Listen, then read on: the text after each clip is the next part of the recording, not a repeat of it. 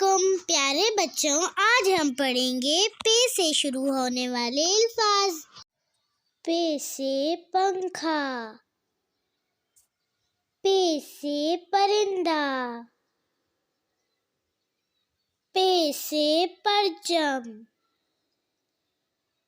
पे से पानी, पे से पिंजरा, पे से प्याज, पे से परी, पे से पालक, पे से पर्दा, पे से पहाड़, पे से पौधा, पे से पपीता, पे से पत्ती, पे से पिस्ता,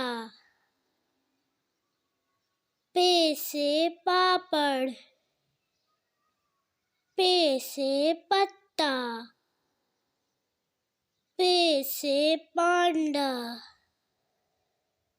पे से प्याला,